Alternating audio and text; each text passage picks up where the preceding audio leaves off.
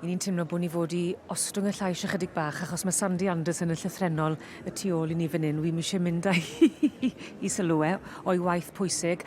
A tipyn o newidiaeth eto wedi bod yn yr dosbarth arbennig yma, yn dos? Goffod rhannu? Wel, dyn ni wedi gorfod rhannu'r dosbarth, achos mae'n gymaint y cystadlu. Dyn ni wedi rhannu'r dosbarth yn ddau. Felly, oedd y cystadleuwyr ac odrif wedi dod fewn yn gyntaf i gael rhagbrawf mewn ffordd. Y 6 gorau wedi cael ei gofyn i ddod nôl. A wedyn, ddoth yr eilrifau fewn ac 6 oedd yma ni wedi cael ei gofyn i ddod nôl hefyd. Felly, dyma'r 12 oedd y marn Sandy Anderson oedd y gorau ohonyn nhw. Felly, dyma'r dosbarth mewn ffordd. Fi licor gymhariaeth gyda Steddfod a'r rhagbrawf. O'n i licio hwnna. Steddfod anifeiliad, cofio? Steddfod anifeiliad. Nawr te. Dyma ni Gemma Paxford yma'n hyn. A Gemma wrth gwrs yn dychwelyd i'r cylch arddangos ar ôl cael babi yn ddiweddar.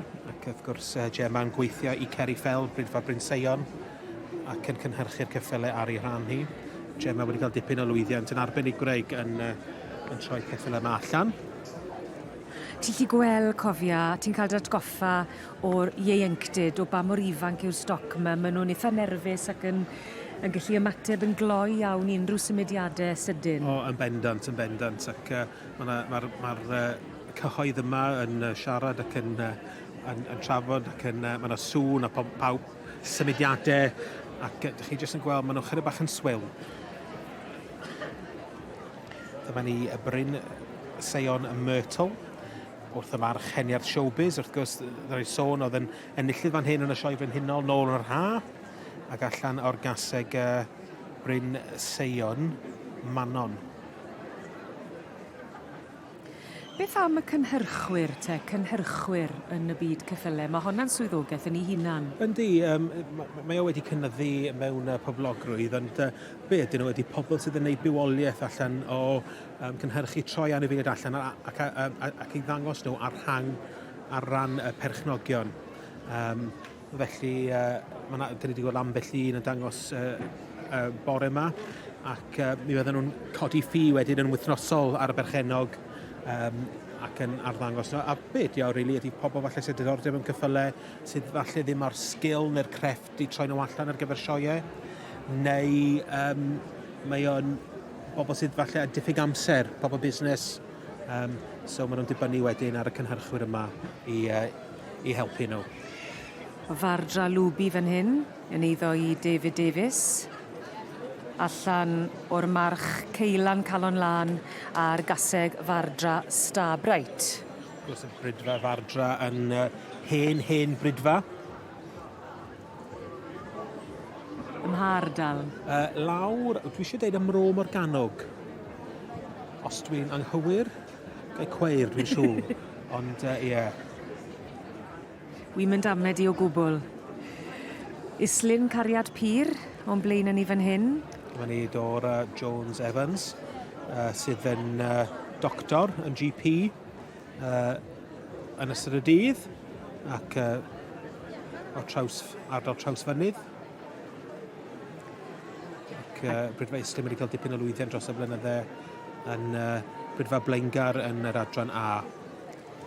Ac Islyn Cariad Pyr allan o'r march Heniarth Showbiz a'r gaseg Islyn Cariad Gwyn. O, mae'n tynnu mewn nawr. Dyma ni Julian Williams a Hayley Williams yn y dosbarth yma gyda Kilmary Elegant Edition. Wrth y march Hope Prince Llewellyn allan o'r gaseg Kilmary Special Edition. Drws nesaf mae'n wyneb cyfarwydd iawn, rhywun i ni'n aml yn gweld yn dangos fan hyn. Graham Roberts. Bob tro yn drwsiadus ac yn eitha trawiadol ar ran i wisg. Yndi, wrth gwrs, Kate Tom's Allegro yw hwn dan berchnogaeth Cath Lily. Wrth y march Alun Gold Solstice ac allan o Kate Tom's Calendar Girl. Graham wedi bod yn arddangos ar gyfer Cath Lily ers blynydde llawer. Ac yn drydydd wedyn 2157 y Liz Kilby gyda Idyllic Governess wrth y march Spring Lane Dragoon ac allan o Idyllic Gwyneffe. A ti'n gweld y berthynas yn aml iawn rhwng yr rheini sydd yn dangos, yn dwi ti? Maen nhw wedi arfer, maen nhw'n dangos yn erbyn ei gilydd trwy'r flwyddyn gyda gwahanol anifeiliaid. A'r weithiau mae'r canlyniad yn wahanol, o dan beirniad gwahanol, pawb yn ffafrio ac yn hoffi rhywbeth gwahanol. So mae yna cymdeithas reit na gymuned agos ym myd y cyffylau. Gystadleuaeth iach wedyn ni fe? Ar y degau.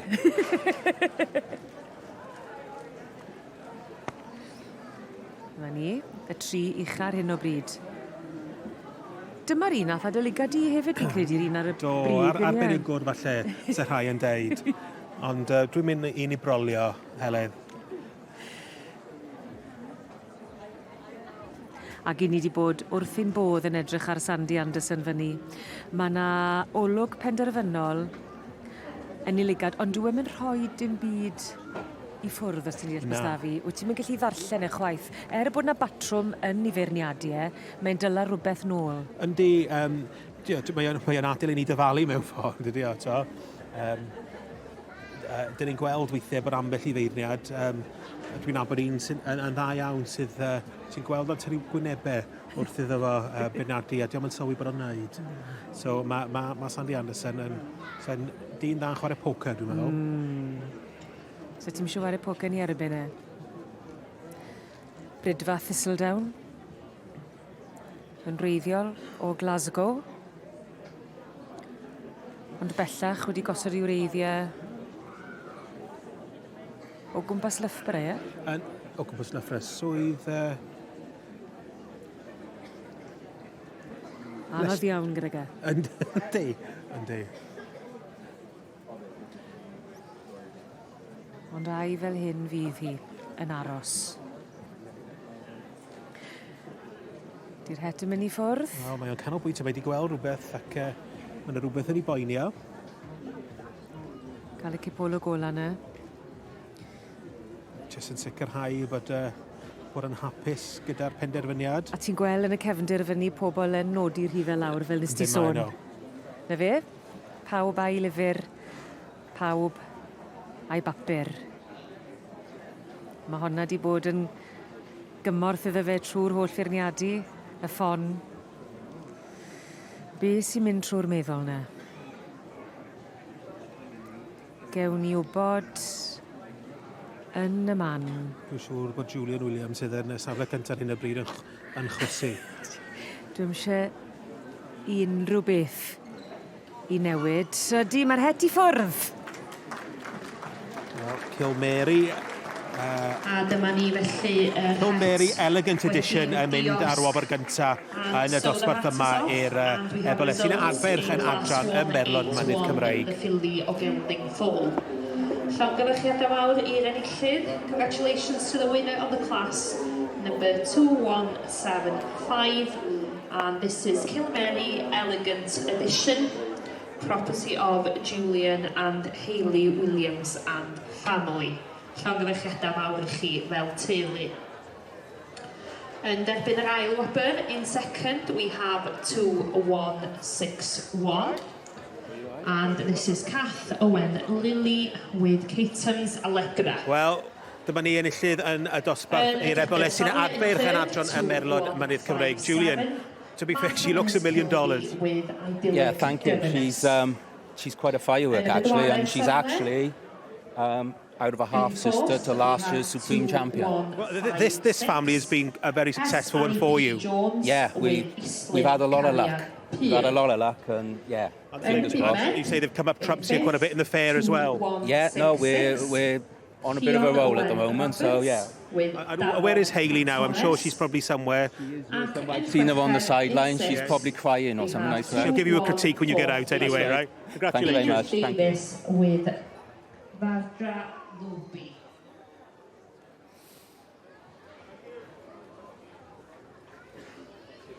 Felly, rhowch cymeradwyaeth i enillydd y dosbarth. Put your hands together for the winner of the Fillies of Gelding Fall class, Kilmary Elegant Edition.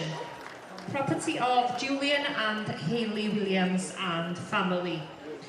Followed in second by 2-1-6-1. Ie, dyma chi, y wobr gynta, y garden goch a'r hosglwm holl bwysig yn mynd i Kilmary Elegant Edition yn eiddo i Julian a Hayley Williams, a Julian wrth i fodd yn ei dangos.